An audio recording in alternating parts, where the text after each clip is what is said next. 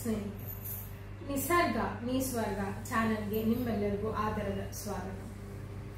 ಜಗತ್ತು ಒಂದ್ ಮಾತನ್ನ ಹೇಳ್ತದೆ, ಕಷ್ಟಗಳು ಮನುಷ್ಯನಿಗೆ ಬರದೆ ಇನ್ನ ಮರಗಿಡಗಳಿಗೆ ಬರ್ತಾವ ಅಂತ. ನಿಜವಾಗಿಯೂ ಮರಗಿಡಗಳಿಗೆ ಕಿವಿ ಕೈ ಕಾಲುಗಳಿದ್ರೆ ನಮ್ಮನ್ನ ಏನ್ ಮಾಡ್ತಾ ಇದ್ವೋ ನಿಜವಾಗ್ಲೂ ಗೊತ್ತಿಲ್ಲ. ಯಾಕೆ ಅಂದ್ರೆ ನಿಜವಾಗಿಯೂ ಮರಗಳಿಗೂ ಕಷ್ಟಗಳಿವೆ, ಅವುಗಳಿಗೂ ಕೂಡ ಸ್ಟ್ರೆಸ್ ಇದೆ. ಹಾಗಾದ್ರೆ ಹೇಗೆ ಅವುಗಳಿಗೆ ಸ್ಟ್ರೆಸ್ ಆಗ್ತದೆ, ಅದನ್ನ ಹೇಗೆ ಅದರಿಂದ ಹೊರಗಡೆ ಬರ್ತಾವೆ ಅನ್ನೋದನ್ನ ಇವತ್ತಿನ ಈ ವಿಡಿಯೋದಲ್ಲಿ ವಿಸ್ತಾರವಾಗಿ ತಿಳ್ಕೊಳ್ಳೋಣ ಬನ್ನಿ. ಸಸ್ಯಗಳಿಗೂ ಜೀವ ಇದೆ ಅಂತ ಇತ್ತೀಚೆಗೆ ಪಾಶ್ಚಿಮಾತ್ಯರು ಒಪ್ಕೊಂಡಿದ್ದಾರೆ. ಆದ್ರೆ ಅದನ್ನ ಯಾವತ್ತೂ ಪ್ರೂವ್ ಮಾಡ್ಬಿಟ್ಟಿವಿ. ಸಸ್ಯಗಳು ಜೀವಿಗಳು ಆಗಿರೋದ್ರಿಂದ, ಪ್ರಕೃತಿಯ ಭಾಗ ಆಗಿರೋದ್ರಿಂದ, ಪ್ರಕೃತಿಯ ಅಲ್ಲಾಗುವಂತಹ ಬದಲಾವಣೆಗಳಿಗೆ ಸಸ್ಯಗಳು ಸ್ಪಂದನೆ ಮಾಡ್ತವೆ. ಹಾಗಾಗಿ ಸಸ್ಯಗಳಲ್ಲೂ ಕೂಡ ನಾವು ಸ್ಟ್ರೆಸ್ ಅನ್ನೋದನ್ನ ನೋಡಬಹುದು. ಮೊದಲನೇ ಪ್ರಶ್ನೆ ಅಂತಂದ್ರೆ, ಈ ಸ್ಟ್ರೆಸ್ ಯಾಕಾಗತ್ತೆ ಅಂತ. ಪ್ರಕೃತಿಯಲ್ಲಿ ಯಾವುದಾದ್ರೂ ಒಂದು ತೀರಾ ಅಡ್ವರ್ಸ್ ಎನ್ವಿರಾನ್ಮೆಂಟಲ್ ಕಂಡೀಷನ್ ಇದ್ದಾಗ ಸಸ್ಯಗಳಲ್ಲಿ ನಾವು ಸ್ಟ್ರೆಸ್ ಅನ್ನ ನೋಡಬಹುದು. ಅಂದ್ರೆ ಯಾವುದಾದ್ರೂ ಒಂದು ಅತಿರೇಕವಾದಾಗ ಪ್ಲಾಂಟ್ಸ್ ಗಳಲ್ಲಿ ಸ್ಟ್ರೆಸ್ ಅನ್ನ ಕಾಣ್ತೀವಿ. ಉದಾಹರಣೆಗೆ ಹೇಳಬೇಕು ಅಂತಂದ್ರೆ, ಅತಿರೇಕವಾದಂತಹ ನೀರು ಹಾಕೋದಿರ್ಬೋದು, ಅಥವಾ ಅತಿರೇಕವಾದಂತಹ ಮಳೆ, ಅಥವಾ ಅದರ ವಿರುದ್ಧವಾಗಿ ಮಳೆನೇ ಬರದೇ ಇರೋದು, ಬರಗಾಲ ಇರಬಹುದು, ಅಥವಾ ತೀರಾ ಹೈ ಟೆಂಪರೇಚರ್ ಇರಬಹುದು, ಅಥವಾ ಸಿಕ್ಕಾಪಟ್ಟೆ ಕಡಿಮೆ ಟೆಂಪರೇಚರ್, ನೆಗೆಟಿವ್ ಟೆಂಪರೇಚರ್ಸ್ ಇರಬಹುದು. ಈ ರೀತಿಯಾಗಿ ಅತಿರೇಕವಾದಂತಹ ಪರಿಸರ ಏನಿರ್ತದೆ ಅದರಿಂದ ಸಸ್ಯಗಳಿಗೆ ಸ್ಟ್ರೆಸ್ ಅನ್ನೋದು ಆಗ್ತದೆ. ಈ ಸ್ಟ್ರೆಸ್ ಅಲ್ಲಿ ಎರಡು ವಿಧ ಇದೆ. ಒಂದನ್ನ ಅಬಯೋಟಿಕ್ ಸ್ಟ್ರೆಸ್ ಅಂತೀವಿ, ಇನ್ನೊಂದನ್ನ ಬಯೋಟಿಕ್ ಸ್ಟ್ರೆಸ್ ಅಂತ ಕರೀತೀವಿ. ಅಬಯೋಟಿಕ್ ಸ್ಟ್ರೆಸ್ ಅಂತಂದ್ರೆ ನಿರ್ಜೀವ ವಸ್ತುಗಳಿಂದ ಆಗುವಂತಹ ಸ್ಟ್ರೆಸ್. ನಿರ್ಜೀವ ವಸ್ತುಗಳಿಂದ ಸಸ್ಯಗಳಿಗೆ ಸ್ಟ್ರೆಸ್ ಆಗ್ತದೆ, ಅದನ್ನ ಅಬಯೋಟಿಕ್ ಸ್ಟ್ರೆಸ್ ಅಂತ ಕರಿತೀವಿ.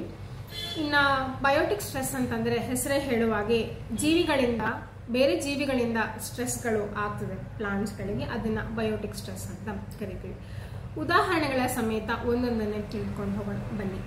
ಮೊದಲನೇದಾಗಿ ಅಬಯೋಟಿಕ್ ಸ್ಟ್ರೆಸ್ ಅನ್ನ ನೋಡೋಣ. ಅದರಲ್ಲಿ ಮೊದಲೇದ್ದು ಟೆಂಪರೇಚರ್. ತೀರಾ ಜಾಸ್ತಿ ಟೆಂಪರೇಚರ್ ಆದ್ರೆ ಅಥವಾ ತೀರಾ ಕಡಿಮೆ ಟೆಂಪರೇಚರ್ ಇದ್ರೆ ಪ್ಲಾಂಟ್ಸ್ಗಳಿಗೆ ಸ್ಟ್ರೆಸ್ ಆಗ್ತದೆ. ಈಗ ಉದಾಹರಣೆಗೆ ಹೇಳಬೇಕು ಅಂತಂದ್ರೆ, ಸಿಕ್ಕಾಪಟ್ಟೆ ಜಾಸ್ತಿ ಟೆಂಪರೇಚರ್ ಅಥವಾ ಸಿಕ್ಕಾಪಟ್ಟೆ ಕಡಿಮೆ ಟೆಂಪರೇಚರ್ ಇದ್ರೆ ಸಸ್ಯಗಳಲ್ಲಿರುವಂತಹ ಕೋಶಗಳು ಸರಿಯಾಗಿ ಕೆಲಸ ಮಾಡದೆ ಅದರಲ್ಲಿರುವಂತಹ ಕೋಶಗಳು ಸತ್ತು ಹೋಗುವಂತಹ ಚಾನ್ಸಸ್ಗಳು ಇರ್ತವೆ. ಹಾಗಾಗಿ ಜಾಸ್ತಿ ಟೆಂಪರೇಚರ್ ಇದ್ರೂ ಕೂಡ ಅಥವಾ ಕಡಿಮೆ ಟೆಂಪರೇಚರ್ ಇದ್ರೂ ಕೂಡ ಸಸ್ಯಗಳು ಕೋಶಗಳು ಸರಿಯಾಗಿ ಕೆಲಸವನ್ನ ಮಾಡಂಗಿಲ್ಲ. ಇದು ಒಂದು ರೀತಿಯಾದಂತಹ ಸ್ಟ್ರೆಸ್. ಇದೆಲ್ಲದರ ಬಗ್ಗೆ ಹೇಳೋಕ್ಕಿಂತ ಮುಂಚೆ ಯಾಕೆ ಇದನ್ನ ನಾವು ತಿಳ್ಕೋಬೇಕು ಅಂತಂದ್ರೆ, ಎಲ್ಲರಿಗೂ ಇದರ ಬಗ್ಗೆ ಸ್ವಲ್ಪ ಆದ್ರೂ ಜ್ಞಾನ ಇದ್ದೇ ಇರಬೇಕು. ಯಾಕೆ ಅಂತಂದ್ರೆ ಪ್ರತಿಯೊಬ್ಬರ ಮನೆಯಲ್ಲೂ ಗಾರ್ಡನ್ ಇರ್ತದೆ, ಪ್ರತಿಯೊಬ್ಬರು ಸಸ್ಯವನ್ನ ಬೆಳೆಸ್ತಾನೆ ಇರ್ತಾರೆ. ಹಾಗಾಗಿ ಸ್ವಲ್ಪ ಆದ್ರೂ ಇದ್ರ ಬಗ್ಗೆ ತಿಳ್ಕೊಂಡ್ರೆ ಸಸ್ಯಗಳನ್ನ ಕಾಪಾಡಿಕೊಳ್ಳೋದಕ್ಕೆ ಅಥವಾ ಸಸ್ಯಗಳನ್ನ ಬೆಳೆಸೋದಕ್ಕೆ ನಮಗೆ ನಿಜವಾಗ್ಲೂ ಅನುಕೂಲ ಆಗ್ತದೆ. ಇನ್ನ ಎರಡನೇ ಅಬಯೋಟಿಕ್ ಸ್ಟ್ರೆಸ್ಗೆ ಬರೋಣ. ನೀರು. ಸಸ್ಯಗಳಿಗೆ ನೀರು ಬೇಕೇ ಬೇಕು, ಅದು ನಮ್ಮೆಲ್ಲರಿಗೂ ಗೊತ್ತು.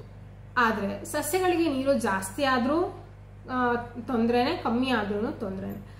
ಇದರಿಂದ ಏನಾಗ್ತದೆ ಅಂತಂದ್ರೆ, ಸಸ್ಯಗಳಲ್ಲಿ ನೀರು ಕಡಿಮೆ ಆದ್ರೆ ಅಥವಾ ಸಸ್ಯಗಳಿಗೆ ನೀರು ಜಾಸ್ತಿ ಆದ್ರೆ ಕೋಶಗಳು ಸರಿಯಾಗಿ ನ್ಯೂಟ್ರಿಯೆಂಟ್ಸ್ ಅನ್ನ ಅಬ್ಸಾರ್ಪ್ಷನ್ ಮಾಡ್ಕೊಳಂಗಿಲ್ಲ. ಅಂದ್ರೆ ಮಣ್ಣಲ್ಲಿ ಇರುವಂತಹ ಏನು ಪೋಷಕಾಂಶಗಳು ಬೇಕಾಗಿರ್ತವೆ ಸಸ್ಯಗಳಿಗೆ, ಅದನ್ನ ಹೀರ್ಕೊಳ್ಳುವಂತಹ ಶಕ್ತಿಯನ್ನ ಕಳ್ಕೊಂಡ್ಬಿಡ್ತದೆ, ಸರಿಯಾಗಿ ಹೀರ್ಕೊಳ್ಳೋದಿಲ್ಲ. ಹಾಗಾಗಿ ನೀರು ಜಾಸ್ತಿನೂ ಆಗ್ಬಾರ್ದು, ಕಡಿಮೆನೂ ಆಗ್ಬಾರ್ದು, ಬರಗಾಲವೂ ಇರಬಾರ್ದು, ಅಥವಾ ವಿಪರೀತವಾದಂತಹ ಮಳೆ. ಅಥವಾ ನಮ್ಮ ಗಾರ್ಡನ್ಗೆ ಬರೋದಾದ್ರೆ ತೀರಾ ಜಾಸ್ತಿ ನೀರು ಹಾಕೋದನ್ನು ನಿಲ್ಲಿಸ್ಬೇಕು, ಅಥವಾ ನೀರು ಹಾಕ್ದೇನೂ ಇರಬಾರ್ದು.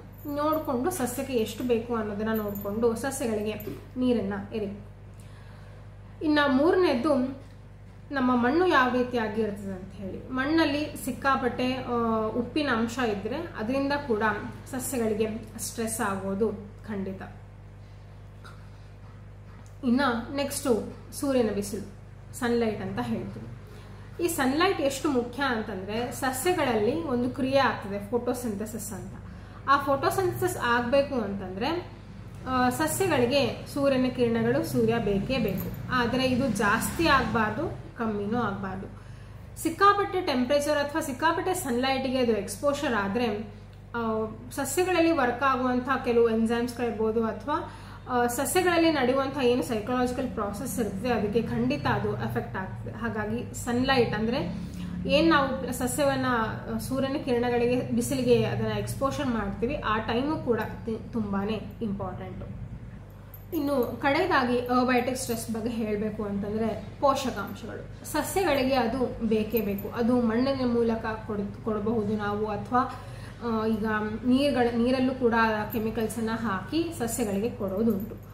ಆ ನ್ಯೂಟ್ರಿಯೆಂಟ್ಸ್ಗಳು ಸಸ್ಯಗಳಿಗೆ ಬೇಕೇ ಬೇಕು. ನಿಮಗೆಲ್ಲರಿಗೂ ಗೊತ್ತು, ಸಾಧಾರಣವಾಗಿ ಎಲ್ಲರಿಗೂ ಗೊತ್ತಿರ್ತದೆ, ಕೆಲವು ಪ್ಲಾಂಟ್ಸ್ಗಳಿಗೆ ಒಂದೊಂದು ರೀತಿಯಾದಂತಹ ನ್ಯೂಟ್ರಿಯೆಂಟ್ಸ್ಗಳು ಬೇಕು. ಕೆಲವುಗಳಿಗೆ ಐರನ್ ಬೇಕಾದ್ರೆ ಕೆಲವುಗಳಿಗೆ ಮ್ಯಾಗ್ನೀಷಿಯಂ ಬೇಕು, ಕೆಲವುಗಳಿಗೆ ಮ್ಯಾಂಗನೀಸ್ ಬೇಕು. ಈ ರೀತಿ ಬೇರೆ ಬೇರೆ ಆಗಿರುವಂತಹ ನ್ಯೂಟ್ರಿಯೆಂಟ್ಸ್ಗಳು ಸಸ್ಯಗಳಿಗೆ ಬೇಕಾಗ್ತವೆ.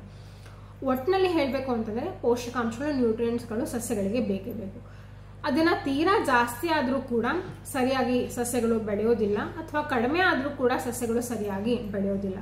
ಇಲ್ಲಿ ಗಾರ್ಡನ್ ಮಾಡಬೇಕಾದವರು, ಸಸ್ಯಗಳನ್ನ ಬೆಳೆಸೋರು ಇಲ್ಲಿ ಗಮನವನ್ನ ಇಡಬೇಕಾಗ್ತದೆ. ಈಗ ಕೆಮಿಕಲ್ಸ್ ಹಾಕ್ತಾರೆ, ಫರ್ಟಿಲೈಸರ್ಸ್ ಹಾಕ್ತಾರೆ, ಪೆಸ್ಟಿಸೈಡ್ಸ್ ಫರ್ಟಿಲೈಸರ್ಸ್ ಎಲ್ಲ ಹಾಕ್ತಾರೆ. ಅದನ್ನ ಹಾಕುವಾಗ ಸಸ್ಯಕ್ಕೆ ಎಷ್ಟು ಬೇಕು ಅನ್ನೋದನ್ನ ನೋಡ್ಕೊಂಡು ಹಾಕ್ಬೇಕು. ತೀರಾ ಜಾಸ್ತಿ ಹಾಕಿದ್ರು ಕೂಡ ಸಸ್ಯಕ್ಕೆ ತೊಂದರೆ ಆಗೋದಂತೂ ಖಂಡಿತ. ನಮ್ಗೆ ಹೆಚ್ಚು ಹಣ್ಣು ಬೇಕು, ಹೆಚ್ಚು ಕಾಯಿ ಹೂಗಳು ಬೇಕು ಅನ್ನೋ ಕಾರಣಕ್ಕೆ ನಾವು ಹೆಚ್ಚೆಚ್ಚು ನ್ಯೂಟ್ರಿಯೆಂಟ್ಸ್ ಅನ್ನ ಸಪ್ಲೈ ಮಾಡ್ತೀವಿ ಸಸ್ಯಗಳಿಗೆ ಅಂತಂದ್ರೆ ಅದು ಕೂಡ ಸಸ್ಯಗಳಿಗೆ ತೊಂದರೆನ ಉಂಟು ಮಾಡಿ ಸ್ಟ್ರೆಸ್ ಅನ್ನ ಉಂಟು ಮಾಡ್ತಿದೆ. ಹಾಗಾಗಿ ಸಸ್ಯಗಳು ಸರಿಯಾಗಿ ಬೆಳೆಯೋದಿಲ್ಲ. ಇದು ಒಂದು ರೀತಿಯಾದಂತಹ ಸ್ಟ್ರೆಸ್. ಇದಿಷ್ಟು ಅಬಯೋಟಿಕ್ ಸ್ಟ್ರೆಸ್ ಆದ್ರೆ ಇನ್ನ ಬಯೋಟಿಕ್ ಸ್ಟ್ರೆಸ್ಗಳು ಇದ್ದೇ ಇದೆ. ಬಯೋಟಿಕ್ ಸ್ಟ್ರೆಸ್ಗಳು ಅಂತಂದ್ರೆ ಜೀವಿಗಳಿಂದ, ಬೇರೆ ಜೀವಿಗಳಿಂದ ಸಸ್ಯಗಳಿಗೆ ತೊಂದರೆ ಆಗ್ತದೆ. ಅದನ್ನ ನಾವು ಬಯೋಟಿಕ್ ಸ್ಟ್ರೆಸ್ ಅಂತ ಕರಿತೀವಿ. ಯಾವ್ಯಾವು ಅಂತಂದ್ರೆ ಮೊದಲನೇದಾಗಿ ಪ್ಯಾಥೋಜನ್ಸ್ ಅಂತ ಹೇಳ್ತೀವಿ. ಅಂದ್ರೆ ಬೇರೆ ಈಗ ಉದಾಹರಣೆಗೆ ಬ್ಯಾಕ್ಟೀರಿಯಾ ಇರ್ಬೋದು, ವೈರಸ್ಗಳಿರ್ಬೋದು, ಈ ರೀತಿಯಾಗಿ ಅಥವಾ ಫಂಗಸ್ ಇರ್ಬೋದು. ಈ ಎಲ್ಲ ಜೀವಿಗಳಿರ್ತಾವೆ, ಈ ಜೀವಿಗಳಿಂದ ಸಸ್ಯಗಳಿಗೆ ಹಾನಿ ಆಗ್ತದೆ, ಸಸ್ಯಗಳ ಬೆಳವಣಿಗೆಗೆ ತೊಂದರೆ ಆಗ್ತದೆ. ಹಾಗಾಗಿ ಇವೆಲ್ಲವೂ ಬಯೋಟಿಕ್ ಏಜೆಂಟ್ಸ್, ಬಯೋಟಿಕ್ ಸ್ಟ್ರೆಸ್ ಅಲ್ಲಿ ಬರ್ತವೆ. ಬ್ಯಾಕ್ಟೀರಿಯಾ, ವೈರಸ್, ಫಂಗಸ್, ಶಿಲೀಂಧ್ರಗಳು ಅಂತ ಏನ್ ಹೇಳ್ತೀವಿ, ಇವೆಲ್ಲವೂ ಬಯೋಟಿಕ್ ಸ್ಟ್ರೆಸ್. ಈ ಎಲ್ಲ ರೋಗಗಳು, ಈ ಎಲ್ಲ ಜೀವಿಗಳಿಂದ ರೋಗಗಳು ಬರೋದ್ರಿಂದ ಸಸ್ಯಗಳು ಸರಿಯಾಗಿ ಬೆಳವಣಿಗೆ ಆಗೋದಿಲ್ಲ. ಇನ್ನು ಅದನ್ನ ಬಿಟ್ರೆ ಬೇರೆ ದೊಡ್ಡ ದೊಡ್ಡ ಪ್ರಾಣಿಗಳು, ಈಗ ಮೇಕೆ ಇರ್ಬೋದು, ಅಥವಾ ಆಡಿರ್ಬೋದು, ಅಥವಾ ದನಕರಗಳಿರ್ಬೋದು, ಅವೆಲ್ಲವೂ ಸಸ್ಯಗಳ ಎಲೆಗಳನ್ನ ತಿಂತವೆ, ಸಸ್ಯಗಳನ್ನ ಹರಿತಾವೆ, ಗಿಡಗಳನ್ನ ಹರಿತಾವೆ. ಇವೆಲ್ಲವೂ ಏನಾಗ್ತದೆ, ಪ್ಲಾಂಟ್ಸ್ಗಳು, ಸಸ್ಯಗಳಲ್ಲಿ ಸ್ಟ್ರೆಸ್ ಅನ್ನ ಉಂಟು ಮಾಡ್ತವೆ. ಬಹುಶಃ ಈ ಕ್ಯಾಟಗರಿಗೆ ನಮ್ಮನ್ನು ಸೇರಿಸ್ಕೋಬಹುದು ಅಂತ ಅನ್ಕೋತೀನಿ. ನಾವು ಸಸ್ಯಗಳ ಎಲೆಗಳನ್ನ ಹರಿತೀವಿ, ಹೂಗಳನ್ನ ಕಿತ್ತುತ್ತೀವಿ. ಈ ಎಲ್ಲ ರೀತಿಯಾಗಿ ಎಲ್ಲ ಕ್ರಿಯೆಗಳನ್ನ ಮಾಡೋದ್ರಿಂದ ಸಸ್ಯಗಳಿಗೆ ಕೂಡ ಸ್ಟ್ರೆಸ್ ಖಂಡಿತ ಆಗೇ ಆಗ್ತದೆ. ಸಸ್ಯಗಳಿಗೆ ಒಂದು ರೀತಿಯಾದಂತಹ ನೋವು, ಒಂದು ರೀತಿಯಾದಂತಹ ಸ್ಟ್ರೆಸ್ ಇದರಿಂದ ಕ್ರಿಯೇಟ್ ಆಗೇ ಆಗ್ತದೆ. ಇನ್ನೊಂದು ಬಯೋಟಿಕ್ ಸ್ಟ್ರೆಸ್ ಅಂತಂದ್ರೆ ಬೇರೆ ಅದರ ಜೊತೆ ಆಗಿ ಬೆಳೆಯುವಂತಹ ಬೇರೆ ಕಾಂಪಿಟೇಟರ್ಸ್ ಇಂದ ಸಸ್ಯಗಳಿಗೆ ಸ್ಟ್ರೆಸ್ ಅನ್ನೋದು ಉತ್ಪತ್ತಿ ಆಗ್ತದೆ. ಈಗ ನಾವೇನ್ ಕಳೆ ಅಂತ ಕರಿತೀವಿ, ವೀಡ್ಸ್ ಅಂತ ಕರಿತೀವಿ, ಅವೆಲ್ಲ ವೀಡ್ಸ್ಗಳು ಏನು ಅಂತಂದ್ರೆ ಅವೆಲ್ಲವೂ ಕಾಂಪಿಟೇಟರ್ಸ್. ಯಾವುದಕ್ಕೆ ಅಂತಂದ್ರೆ ಮಣ್ಣಲ್ಲಿ ಇರುವಂತಹ ಪೋಷಕಾಂಶಗಳಿಗಿರಬಹುದು, ಅಥವಾ ನೀರಿಗಿರಬಹುದು, ಇವೆಲ್ಲದಕ್ಕೂ ಕಾಂಪಿಟೇಟರ್ಸ್ಗಳು ಸಸ್ಯಗಳ ಜೊತೆಗೆ ಈ ವೀಡ್ಸ್ಗಳು. ಹಾಗಾಗಿ ಇವುಗಳು ಕೂಡ ಒಂದು ಬಯೋಟಿಕ್ ಸ್ಟ್ರೆಸ್ ಅಂತ ಹೇಳ್ಬೋದು. ನಾವು ಅಬಯೋಟಿಕ್ ಸ್ಟ್ರೆಸ್ ಮತ್ತು ಬಯೋಟಿಕ್ ಸ್ಟ್ರೆಸ್ಗಳ ಬಗ್ಗೆ ತಿಳ್ಕೊಂಡ್ವಿ. ಈಗ ಸಸ್ಯಗಳಿಗೆ ಈ ಸ್ಟ್ರೆಸ್ ಇಂದ ಯಾವ ರೀತಿಯಾಗಿ ಪರಿಣಾಮ ಆಗ್ತದೆ ಅನ್ನೋದನ್ನ ತಿಳ್ಕೊಳ್ಳೋಣ. ಇನ್ನು ಈ ಸ್ಟ್ರೆಸ್ ಇಂದ ಆಗುವಂತಹ ಪರಿಣಾಮ ಏನು ಅಂತ. ಮೊದಲನೇದಾಗಿ ಸಸ್ಯಗಳಲ್ಲಿ ಸರಿಯಾಗಿ ಈಲ್ಡ್ ಬರೋದಿಲ್ಲ, ಸಸ್ಯಗಳು ಸರಿಯಾಗಿ ಬೆಳವಣಿಗೆ ಆಗೋದಿಲ್ಲ. ಎಷ್ಟು ಎತ್ತರಕ್ಕೆ ಬೆಳಿಬೇಕೋ ಅಷ್ಟು ಎತ್ತರಕ್ಕೆ ಬೆಳೆದೆ, ಎಷ್ಟು ಈಲ್ಡನ್ನ ಕೊಡಬೇಕೋ ಅಷ್ಟನ್ನ ಕೊಡದೆ ಸಸ್ಯಗಳು ಸರಿಯಾಗಿ ಬೆಳೆಯೋದಿಲ್ಲ. ಇದು ಮೊದಲೇ ಸ್ಟ್ರೆಸ್ ಇಂದ ಆಗುವಂತಹ ಮೊದಲೇ ರೆಸ್ಪಾನ್ಸ್. ಇನ್ನ ಕೆಲವು ಸಾರಿ ಏನಾಗ್ತಂತಂದ್ರೆ ಸಸ್ಯಗಳೇ ಸತ್ತು ಹೋಗುವಂತಹ ಚಾನ್ಸಸ್ಗಳು ಇರ್ತವೆ. ಇನ್ನು ಅದು ಬಿಟ್ರೆ ಸಸ್ಯಗಳಿರುವಂತಹ ಕೋಶಗಳಿರ್ಬೋದು, ಅಥವಾ ಅಂಗಾಂಶ ಅಂತ ಏನ್ ಹೇಳ್ತೀವಿ, ಕೋಶಗಳು, ಅವೆಲ್ಲ ಏನಾಗ್ತವೆ ಅಂತಂದ್ರೆ ಅವೆಲ್ಲವೂ ಸತ್ತು ಹೋಗುವಂತಹ ಚಾನ್ಸಸ್ಗಳಿರ್ತವೆ. ಈ ಕೆಲವೊಮ್ಮೆ ಏನಾಗ್ತದೆ ಅಂತಂದ್ರೆ ಸರಿಯಾಗಿ ಫೋಟೋಸಿಂಥಸಿಸ್ ಕೂಡ ಆಗೋದಿಲ್ಲ. ಅಂದ್ರೆ ಫೋಟೋಸಿಂಥಸಿಸ್ ಆಗಲಿಲ್ಲ ಅಂತಂದ್ರೆ ಸರಿಯಾಗಿ ಸಸ್ಯಗಳಲ್ಲಿ ಆಹಾರ ಉತ್ಪತ್ತಿ ಆಗೋದಿಲ್ಲ. ಆಹಾರ ಉತ್ಪತ್ತಿ ಆಗಿಲ್ಲ ಅಂತಂದ್ರೆ ಆಟೋಮೆಟಿಕ್ ಆಗಿ ಸಸ್ಯಗಳು ಸರಿಯಾಗಿ ಬೆಳೆಯೋದಿಲ್ಲ. ಹಾಗಾಗಿ ಇವೆಲ್ಲವೂ ಸ್ಟ್ರೆಸ್ ಆಗೋದ್ರಿಂದ ಸಸ್ಯಗಳಲ್ಲಿ ಆಗುವಂತಹ ಎಫೆಕ್ಟ್ಸ್ಗಳು. ಇನ್ನ ಈ ಎಲ್ಲ ತೊಂದರೆಗಳಿಗೆ, ಈ ಎಲ್ಲ ಸ್ಟ್ರೆಸ್ಗಳಿಗೆ ಪರಿಹಾರ ಇರಲೇಬೇಕಲ್ಲ. ನಮ್ಮ ಕಷ್ಟಗಳಿಗೂ ಪರಿಹಾರ ಇದೆ ಅಂತಂದ್ರೆ ಸಸ್ಯಗಳ ಕಷ್ಟಕ್ಕೂ ಸಸ್ಯಗಳ ಸ್ಟ್ರೆಸ್ಗೂ ಪರಿಹಾರ ಇದ್ದೇ ಇದೆ. ಹೇಗೆ ಅಂತಂದ್ರೆ ಪ್ರಕೃತಿ ತನ್ನದೇ ಆದಂತಹ ಒಂದು ಶಕ್ತಿಯನ್ನ, ಪ್ರಕೃತಿ ಸಸ್ಯಗಳಿಗೆ ಶಕ್ತಿಯನ್ನ ಕೊಡ್ತದೆ ಈ ಎಲ್ಲ ಸ್ಟ್ರೆಸ್ಗಳಿಂದ ಹೊರಗಡೆ ಬರೋದಕ್ಕೆ. ಕೆಲವು ವಿಧಾನಗಳು ಯಾವ್ಯಾವು ಅಂತಂದ್ರೆ, ಸಸ್ಯಗಳಲ್ಲಿ ಕೆಲವು ಪ್ರೋಟೀನ್ಸ್ಗಳು ಉತ್ಪತ್ತಿ ಆಗ್ತವೆ. ಆ ಪ್ರೋಟೀನ್ಸ್ಗಳ ಮೂಲಕ ಸಸ್ಯಗಳು ಈ ಎಲ್ಲ ಸ್ಟ್ರೆಸ್ಗಳಿಂದ ಹೊರಗಡೆ ಬರ್ತವೆ. ಸಸ್ಯಗಳಿಗೆ ಈ ಸ್ಟ್ರೆಸ್ ಅನ್ನ ಕಂಡುಹಿಡಿಯುವಂತಹ, ಐಡೆಂಟಿಫೈ ಮಾಡುವಂತಹ ಶಕ್ತಿ ಇರ್ತದೆ. ಆ ಸ್ಟ್ರೆಸ್ ಅನ್ನ ಐಡೆಂಟಿಫೈ ಮಾಡಿಕೊಂಡು ಸಸ್ಯಗಳು ಕೆಲವು ಪ್ರೋಟೀನ್ಸ್ ಅನ್ನ ಉತ್ಪತ್ತಿ ಮಾಡ್ಕೋತವೆ. ಇನ್ನ ಅದು ಆಗ್ಲಿಲ್ಲ ಅಂತಂದ್ರೆ ಸಸ್ಯಗಳು ತಮ್ಮನ್ನ ತಾವೇ ಬದಲಾಯಿಸ್ಕೊಳ್ತವೆ. ಅದನ್ನ ನಾವು ಅಡಾಪ್ಟೇಷನ್ ಅಂತ ಕರಿತೀವಿ. ಸಾಮಾನ್ಯವಾಗಿ ಹೇಳಬೇಕು ಅಂತಂದ್ರೆ ಅಡ್ಜಸ್ಟ್ಮೆಂಟ್. ಪ್ರಕೃತಿಗೆ ಸಸ್ಯಗಳು ಅಡ್ಜಸ್ಟ್ ಆಗ್ತಾ ಹೋಗ್ತವೆ, ಅಡಾಪ್ಟ್ ಆಗ್ತಾ ಹೋಗ್ತವೆ. ಉದಾಹರಣೆಗೆ ಲೀಫ್ ಎಲೆಗಳನ್ನ ಚೇಂಜ್ ಮಾಡ್ಕೊಳ್ತದೆ, ಅಥವಾ ರೂಟ್ ಸಿಸ್ಟಮ್ ಅನ್ನ, ಬೇರನ್ನ ಚೇಂಜ್ ಮಾಡ್ಕೊಳ್ತದೆ, ಅಥವಾ ಹೂವಿನ ಆಕಾರ ಇರ್ಬೋದು. ಈ ರೀತಿಯಾಗಿ ಬೇರೆ ಬೇರೆ ಆದಂತಹ ಅಡಾಪ್ಟೇಷನ್ಸ್ ಗಳನ್ನ, ಬೇರೆ ಬೇರೆ ಆದಂತಹ ಅಡ್ಜಸ್ಟ್ಮೆಂಟ್ಸ್ ಗಳನ್ನ ಸಸ್ಯಗಳು ಮಾಡ್ತಾ ಹೋಗ್ತವೆ. ಅದಲ್ಲದೆ ಸಸ್ಯಗಳಲ್ಲಿ ಕೆಲವು ಕಾಂಪೌಂಡ್ಸ್ಗಳು, ಕೆಲವು ಪದಾರ್ಥಗಳು ಉತ್ಪತ್ತಿ ಆಗ್ತವೆ. ಅವನ್ನ ನಾವು ಸೆಕೆಂಡರಿ ಮೆಟಾಬೊಲೈಟ್ಸ್ ಅಂತ ಕರಿತೀವಿ. ಇವುಗಳ ಮುಖ್ಯ ಕೆಲಸ ಏನು ಅಂತಂದ್ರೆ, ಈ ರೀತಿಯಾಗಿ ಯಾವ್ದಾದ್ರು ಸ್ಟ್ರೆಸ್ಗಳಾದಾಗ ಅವುಗಳಿಂದ ಹೊರಗಡೆ ಬರೋದಕ್ಕೆ ಈ ಸೆಕೆಂಡರಿ ಮೆಟಾಬೊಲೈಟ್ಸ್ಗಳು ಸಹಾಯ ಮಾಡ್ತವೆ. ಹೀಗೆ ನಾನಾ ರೀತಿಯಲ್ಲಿ ಸಸ್ಯಗಳು ಈ ಸ್ಟ್ರೆಸ್ ಇಂದ ಹೊರಗಡೆ ಬಂದು ಪ್ರಕೃತಿ ನೀಡುವಂತಹ ಎಲ್ಲ ಚಾಲೆಂಜಸ್ಗಳನ್ನ ಆಕ್ಸೆಪ್ಟ್ ಮಾಡಿಕೊಂಡು ಹೊರಗಡೆ ಬಂದು ಮತ್ತೆ ಸರಿಯಾಗಿ ಬೆಳೆದು ಈಲ್ಡ್ ಅನ್ನ ಕೊಡ್ತಾ ಹೋಗ್ತವೆ.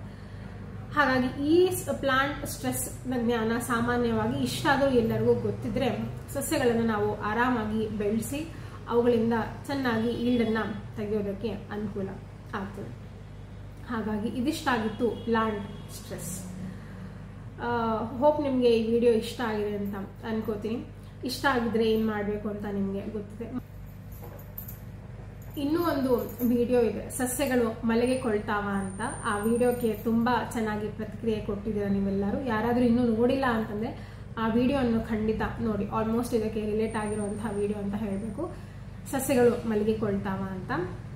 ಮತ್ತೆ ಮುಂದಿನ ವಿಡಿಯೋದಲ್ಲಿ ಮತ್ತೊಂದು ಸಸ್ಯದ ವೈಶಿಷ್ಟ್ಯತೆ ಬಗ್ಗೆ ತಿಳ್ಕೊಳ್ಳೋಣ ಅಂತ ಹೇಳ್ತಾ, ವಂದೇ ಮಾತರಂ, ಜೈ ಕರ್ನಾಟಕ ಮಾತೆ. ವಿಡಿಯೋ ನೋಡಿದ್ದಕ್ಕೆ ಧನ್ಯವಾದಗಳು.